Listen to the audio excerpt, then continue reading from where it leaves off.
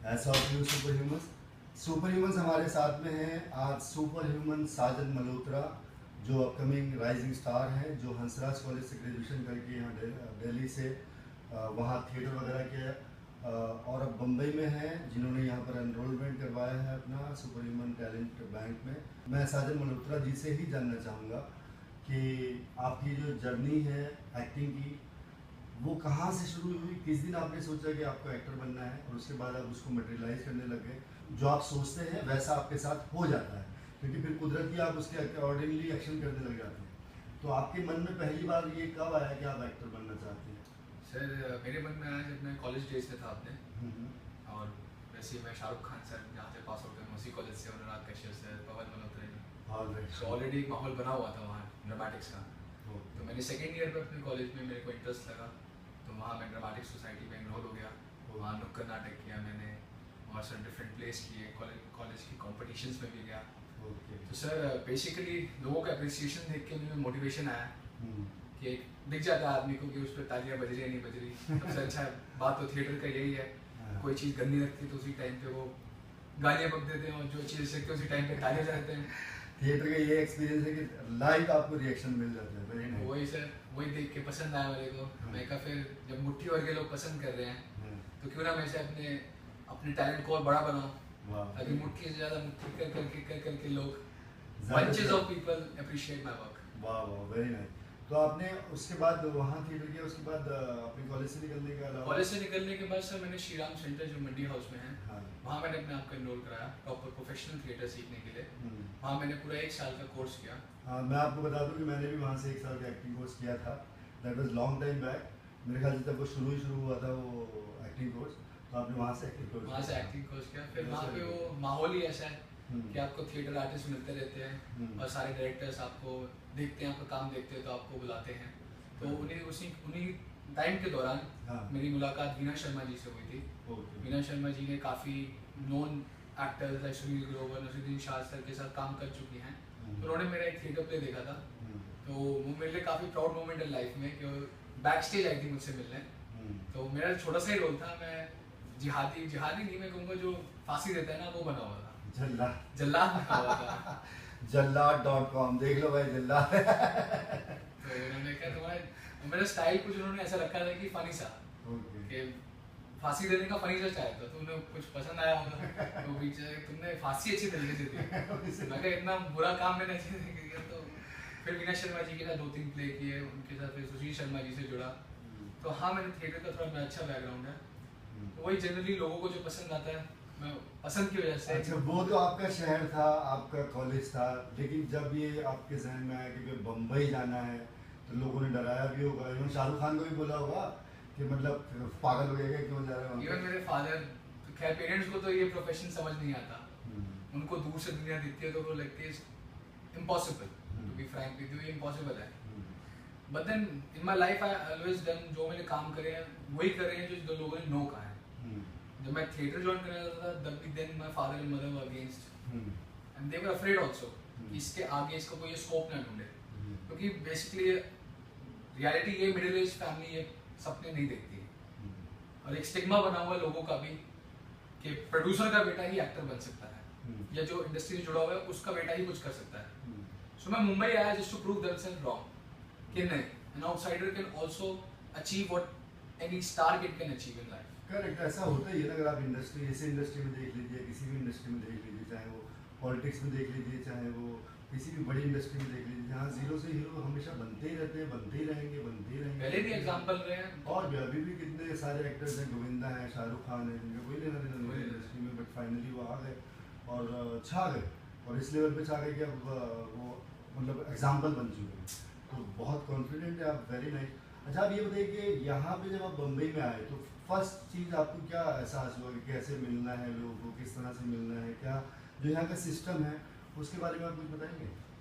Sir system तो यहाँ पे बहुत बड़ा मेरे को मैनिपुलेटेड है। अब मैं आपको रियलिटी बताया था sir, if you want to become an actor in this Mumbai, first need you have to make contacts, you have to meet the right people in life. Acting आपकी है, हुनर आपको लेके जाएगा, लेकिन हुनर दिखाने के लिए आपको जगह चाहिए हो, और उसी के दौरान मैं शायद खुशकिस्मत हूँ कि मैं आप जैसे होनहार और सुपर ह्यूमन से जुड़ गया। Thank you so much Gautam sir से जुड़ गया। होनहार बोलने के लिए थैंक यू सो मच। तो मैं ये कहूँगा कि सुपर ह्यूमन का कॉन्सेप्ट मुझे बहुत पसंद आया, हाँ बिकॉज ये नोबडी को समबडी में क्रिएट करना चाहते हैं, हाँ एंड द प्लस पॉजिटिविटी है यहाँ पे, क्योंकि जब आदमी कोई आता है काम नहीं मिलता वो नेगेटिव हो जाता है, करेक्ट और नेगेटिव थॉट से फिर और गंदी चीजों में लेके चली जाती है स्ट्रगल के टाइम पे। करेक्ट तो मेरे हिसाब से सुपर ह्यूमन ज्वाइन करने से सबसे पहली चीज मैंने पॉजिटिविटी सीखी है यहाँ पे, दैट्स वेरी कि how to be positive in life. और पॉजिटिव अगर लाइफ में आप हो गए तो आपका हर चीज में एटीट्यूड और नजरिया बदल जाता है। करेक्ट मैं ये कहूँगा, मैं सुपर ह्यूमन से और जानवी सर से, गौतम सर से ये सीखा हूँ कि if you are positive in life then you can achieve something in life. That's an only key actually में। अगर आप मान लीजिए मेरे बारे में सोच लीजिए या आप अपने बारे में सोच लीजिए, जो भी आपने कॉन्फिडेंटली लाइफ में सोचा होगा तो वो डेफिनेटली वो हासिल हो गया होगा। जहाँ आपको डाउटफुल रहा होगा ना कि नहीं ये चीज़ नहीं हो सकती, नहीं हो सकती, उसी कामों में आपकी कहीं ना कहीं प्रॉब्लम हुई होगी।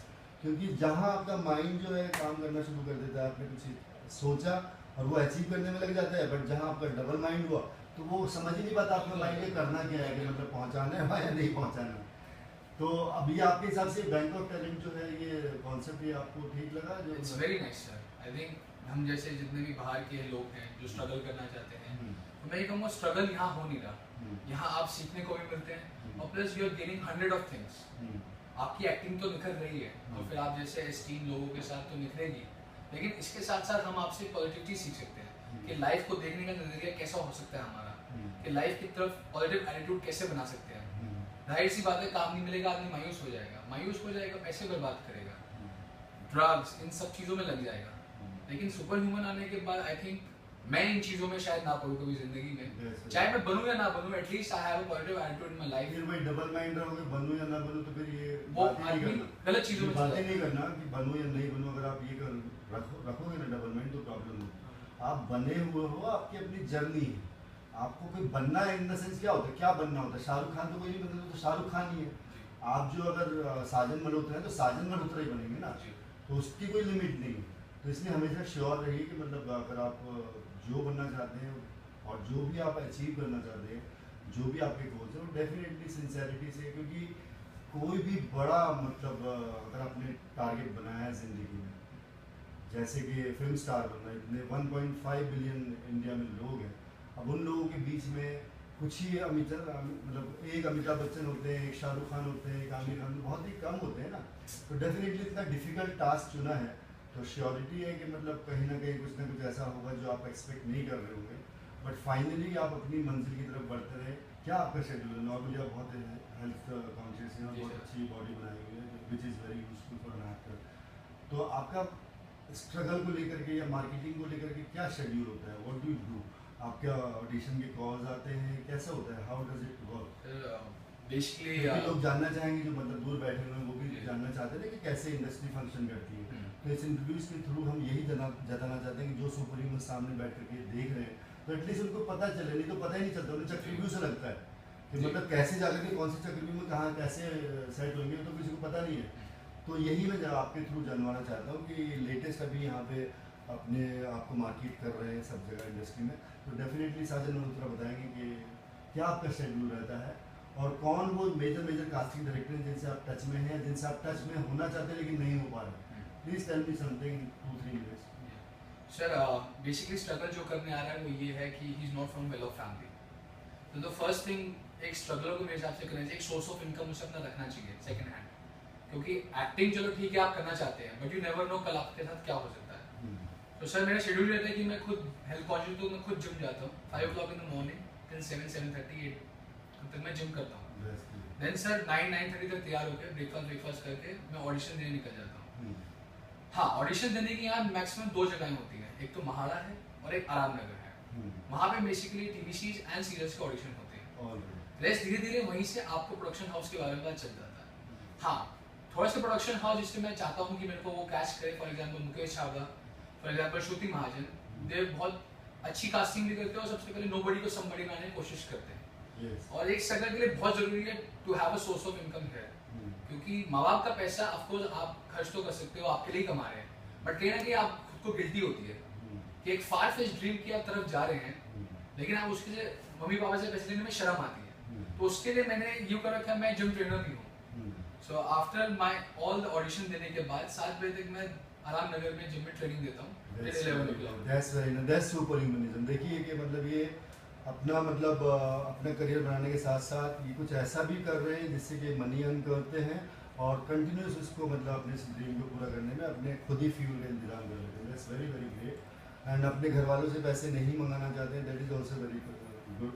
तो हम आपको सुपर ह्यूमन के तौर पे और रिफ्रेश बोलते हैं और हमारी तरफ से जो भी कोशिश रहेगी वो तो आपको सब लाइव ही है. यहाँ तो कुछ ऐसा छुपा हुआ मामला है नहीं.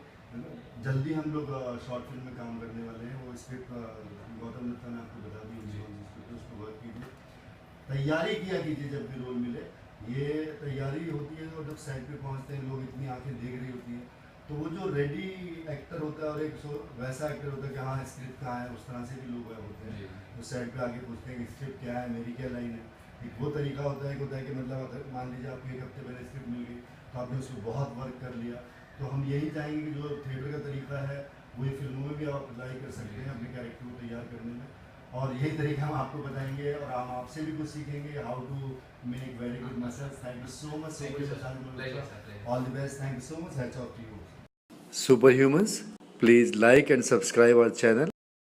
Superhuman you are.